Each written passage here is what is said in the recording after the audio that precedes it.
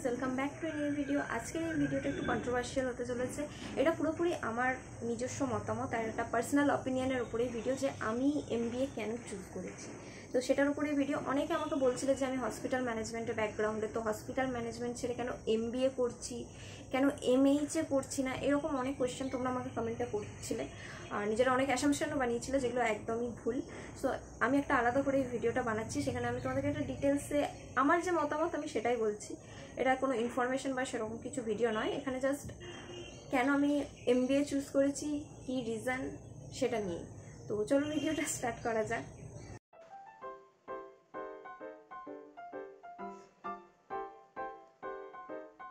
ফার্স্টেই বলি, আমার প্রথম থেকেই যখন আমি স্কুল লাইফে ছিলাম তখন থেকে আমার একটা ইচ্ছে ছিল যে আমি একটা জব ওরিয়েন্টেড কোনো একটা ফিল্ডে যাব, যেখানে আমি অ্যাটলিস্ট একটা জব করতে পারবো। আমার কাছে স্যালারিটা তখন ফ্যাক্টর ছিল না, আমার ইচ্ছা ছিল যে আমি একটা চাকরি করবো, যা হোক কিছু একটা, সেটাও সবারই থাকে।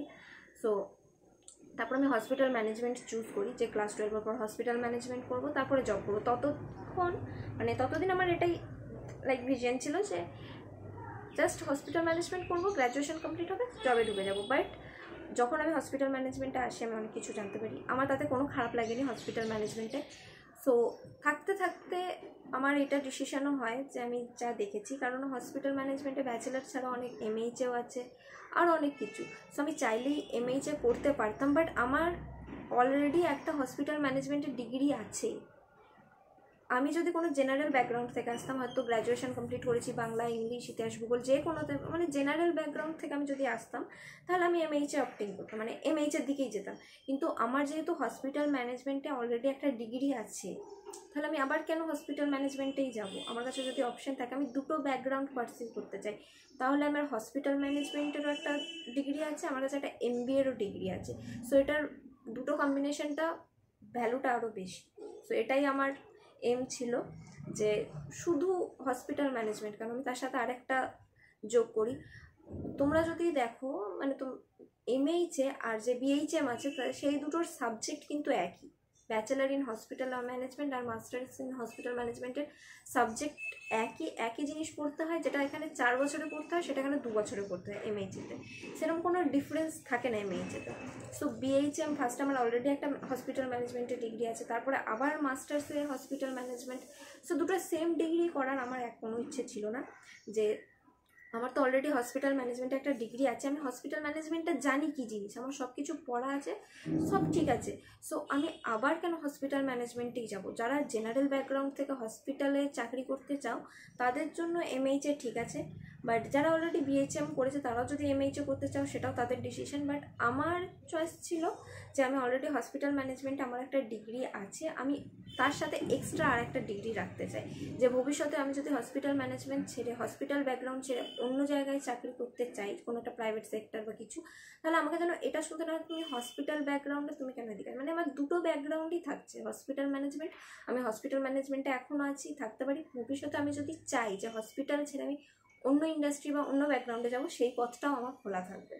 সো আমি এই ভেবে আমি এমবিএ চুজ করেছি। তোমরা যে ভাবছো যে আমি কেন এমবিএ চুজ করেছি, আমার কি হসপিটাল ম্যানেজমেন্ট ভালো লাগে না, আমি ছাড়িনি, আমি হসপিটাল ম্যানেজমেন্টেই আছি। আমার কোনো রকম লাইক হসপিটাল ম্যানেজমেন্টের উপরে কিছু নেই, কোনো রাগ বা কোনো কিছু। আমি হসপিটাল ম্যানেজমেন্টকে যথেষ্ট রেসপেক্ট করি, যথেষ্ট। সো আমি ছেড়ে দিচ্ছি না হসপিটাল ম্যানেজমেন্ট, বাট আমি এমবিএ করছি তার একটাই রিজন, আমি ভবিষ্যতের জন্য আরেকটা পথ খোলা রাখছি। আমি যদি পরে টিচিং লাইনেও যাই, আমার ইচ্ছে আছে আমি পরে টিচিং লাইনেও যেতে চাই। প্রাইভেট যে কোম্পানিগুলো বা প্রাইভেট সেক্টরগুলো যেগুলো আছে কলেজে, সেখানে অ্যাজ এ অ্যাসিস্ট্যান্ট প্রফেসর কলেজে, তো সেখানে আমি চাইছি আমি যদি দুটো ডিগ্রিই থাকে, আমি দুটো ব্যাচের স্টুডেন্টকেই পড়াতে পারবো। আমি যদি শুধু হসপিটাল ম্যানেজমেন্টেই পড়ি, বিএইচএম প্লাস এমএইচএ করলাম, তাহলে আমি শুধু হসপিটাল ম্যানেজমেন্টের স্টুডেন্টদেরকেই পড়াতে পারবো। সো সেক্ষেত্রে আমাকে হয়তো সেই কলেজটা নাও নিতে পারি, কিন্তু আমার যদি দুটো ডিগ্রি থাকে, হসপিটাল ম্যানেজমেন্ট প্লাস এমবিএ, তাহলে আমি hospital management plus BBA plus MBA 3টে ব্যাচের স্টুডেন্টকেই পড়াতে পারবো। সো সেক্ষেত্রে কলেজেরও লাভ আমাকে নিয়ে, আর আমারও লাভ হবে। সো আমার এই ভিশনটা আমার মাথায় ছিল, যে এই এমটা। সো আমি এই সমস্ত জিনিস ভেবে এমবিএ চুজ করেছি। আমি হসপিটাল ইন্ডাস্ট্রি ছাড়িনি, আমার হসপিটাল ইন্ডাস্ট্রি যথেষ্ট ভালো লাগে, আমি কাজ করেছি।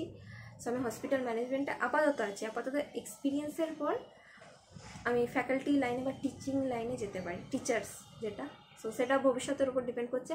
আর তোমরা তো ইউটিউবে আছোই, আমাকে সাবস্ক্রাইব করে রাখো, তোমরা অবশ্যই দেখতে পাবে যে আমি ভবিষ্যতে কোন লাইনে গেছি, কী করছি না করছি, সব তোমরা ব্লগের মাধ্যমে দেখতে পাবে।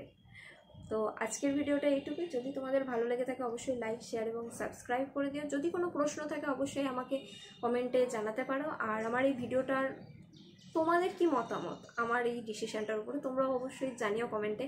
আমি একটু দেখবো যে তোমাদের কি মতামত, কারণ আমি যখন জানিয়েছিলাম যে আমি MBA করছি, তোমরা অনেকে অনেক রকম কথা বলেছিলে, আমাকে অনেক মতামত জানিয়েছিলে তোমরা। সো আমি সেগুলো দেখে আমি ভাবছিলাম যে আমার এটা ইন্টেনশন নয়। সো আমি আলাদা করে একটা ভিডিও বানিয়ে তোমাদেরকে জানিয়ে দিলাম। সো তোমাদের কি মতামত অবশ্যই আমাকে কমেন্টে জানিও। তো টাটা গাইস, দেখা হচ্ছে পরের ভিডিওতে, টাটা।